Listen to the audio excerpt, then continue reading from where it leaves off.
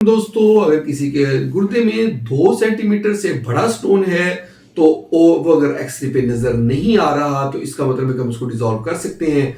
उसके लिए हम अगर यूरिक एसिड ज्यादा है तो यूरिक एसिड की मेडिसिन साथ देंगे और पोटाशियम सिट्रेट और सोडा बाइकार्ब दे देंगे।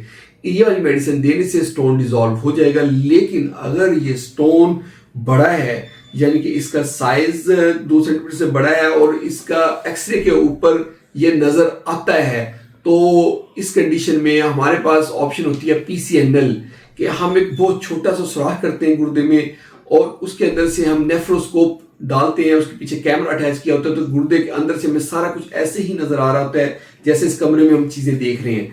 तो उस स्टोन तक हम पहुंचते हैं, स्टोन तक पहुंच के उसको रेजा रेजा करके निकाल लेते हैं। उसको तोड़ने के लिए मुख्तलिफ टेक्नोलॉजीज होती हैं, वो हमारे पास अवेलेबल होती हैं, जैसे लिथोक्लास्ट होती है, लेजर होती है और इलेक्ट्रोहाइड्रोलिक होती है, अल्ट्रासोनिक होती है। ये चीजें हम यूज करके उसको तोड़ के रेजा रेजा करके निकालते हैं। और इसके अलावा हमारे पास ऑप्शन होती है कि हम कट लगा के निकाल दें, कि चीरा देते हैं तकरीबन 4-5 इंच का और हम स्टोन को निकाल देते हैं। बहुत बहुत शुक्रिया।